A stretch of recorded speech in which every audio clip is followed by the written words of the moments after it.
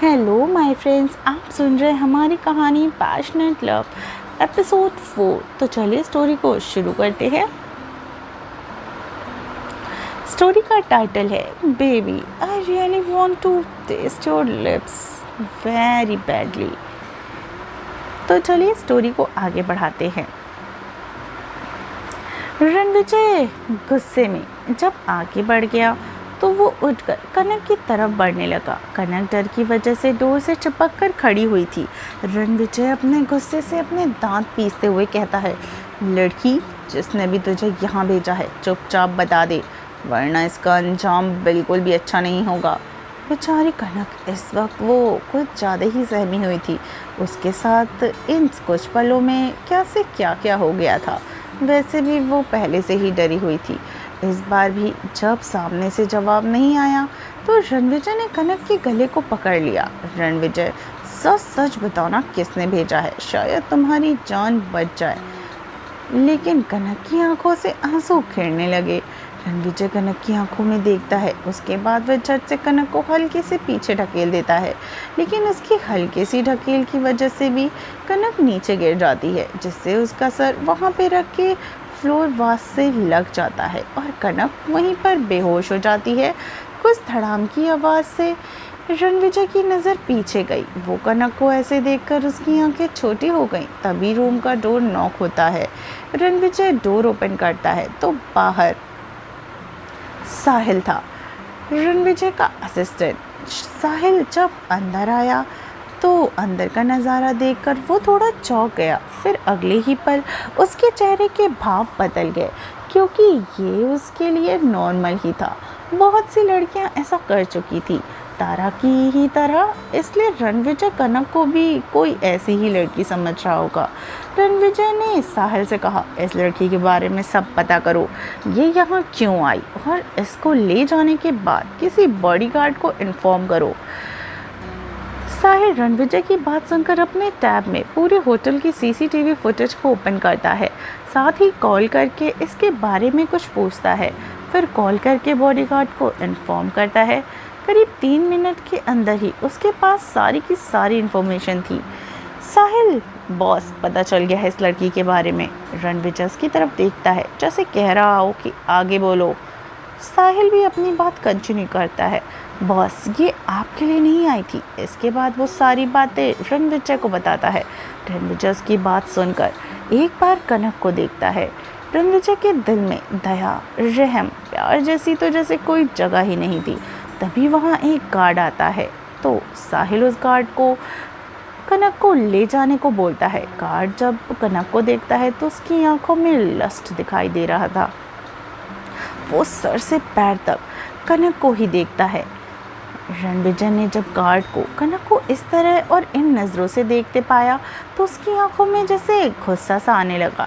इससे पहले गार्ड कनक को छू भी पाता, से पहले ही रणविजय की डरावनी आवाज़ उसके कानों में पड़ती है, निकल जाओ यहाँ से, आइंदा मेरी नज़रों के सामने मत आना, वरना दूसरा दिन देखने के लिए जिंदा नहीं बचोगे। रणविजय की बात सुनकर गार्ड के साथ साथ साहिल भी समझ गया और गार्ड डरते डरते वहाँ से गायब हो गया। साहिल रणविजय से, बॉस अब इस लड़की का। रणविजय साहिल को पीछे रोकता है और कहता है, साहिल तुम जाओ। साहिल को तो इसकी उम्मीद बिल्कुल भी नहीं थी, पर वो करे भी क्या, आखिर बॉस का जो हुक्म है तो उसे जाना ही था। वहीं एक बड़े से विला में एक लड़का हॉल में बैठा गुस्से से टीवी को घूर रहा था।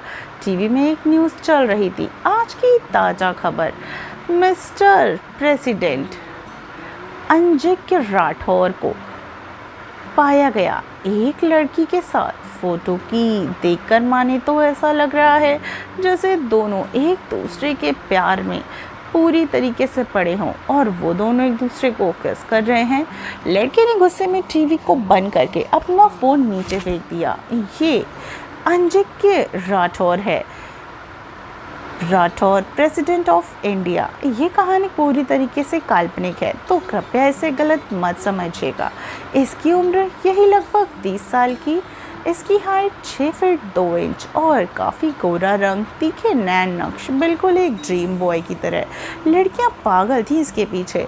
उसने गुस्से में अपने असिस्टेंट को कॉल करके कहा, 1 घंटे के अंदर मुझे ये लड़की मेरे सामने चाहिए। 1 घंटे के बाद एक लड़की जिसने नाइट वियर कैरी किया था, गोरा रंग, कमर तक आते उसके ब्राउन स्ट्रेट हेयर्स, उसकी आंखों में पट्टी बंधी हुई है और हाथ को भी बांध कर रखा गया था। वो चिल्लाते हुए कहती है, तुम लोग हो कौन और मुझे यहाँ ऐसे क्यों उठा कर लेकर आए हो? अरे इंसान को सोने भी नहीं देते यार, ये सही था क्या? वो लड़की अपने अपार्टमेंट में इस वक्त सो रही थी और उसे उठाकर ले आया गया। तभी वहाँ पर फुट स्टेप्स की आवाज़ आती है। लड़की चुप हो जाती है। अंजिक्य उसको देखकर बोलता है, Sanya Kapoor, Indian top most A list model, घर पे कोई नहीं है, अनाथ हो, एक भाई है जो कि अभी हॉस्पिटल में है। क्यों, ऐसा ही है ना? सान्या चिल्ला कर कहती है, यू बास्टर्ड, एक बार मेरा हाथ और आंखें खोल कर देखो। तुम्हें नानी ना याद दिला दी ना, तो मेरा नाम भी सान्या नहीं, तुम जो भी हो, और ये जो भी अपने टट्टुओं को मुझे उठाने के लिए भेजा ना, उसको तो मैं पहले मारूंगी। अंजिक उसकी बात सुनकर एक गार्ड को उसे खोलने को बोलता है। गार्ड जाकर सान्या की आंखों की पट्टी और हाथों को खोल देता है। हाथ खोलते ही सान्या ने अपना एक हाथ घुमाकर उस गार्ड के मुंह पर एक पंच मार देती है। गार्ड इन सब चीज़ों के लिए तैयार नहीं था और सान्या का मूव भी काफ़ी फास्ट था। इसी वजह से गार्ड नीचे गिर जाता है। वहीं होटल में रणविजय ने कनक को उठाकर अपने साइड के रूम में ले गया और उसे बेड पे लेटा दिया और खुद सोफे पे बैठकर काम करने लगा। करीब 1 घंटे के बाद ही कनक अपने हाथ पैर चलाने लगी। उसके चेहरे पर दर्द दिखाई दे रहा था। रणविजय ने जब कनक को ऐसे देखा तो वो जल्दी से उठकर उसके पास आया। उसे समझ नहीं आ रहा था कि आखिर उसके सामने लेटी इस लड़की को क्या हो रहा है। उसने अपना हाथ बढ़ाकर उसके सर को सहलाया, जिस वजह से कनक थोड़ी देर के बाद चुप हो गई। रणविजय उसे ही देख रहा था, उसका मासूम सा चेहरा। रणविजय ने बहुत सारी खूबसूरत लड़कियों को भी देखा था, पर ऐसी मासूम सी लड़की उसने नहीं देखी थी। रणविजय की नज़र कनक के गुलाबी होंठों पे गई। उसको छूने का मन कर रहा था। उसने अपने अंगूठों से कनक के होंठों को सहलाया। उसे इससे बहुत अच्छा लगा, पर वो अब इससे ज़्यादा चाहता था। रणविजय कनक के होंठों को देखते हुए ही बोलता है, baby, I really want to taste your lips very badly. Hey friends, I hope आपको आपकी इस स्टोरी का एपिसोड पसंद आया हो।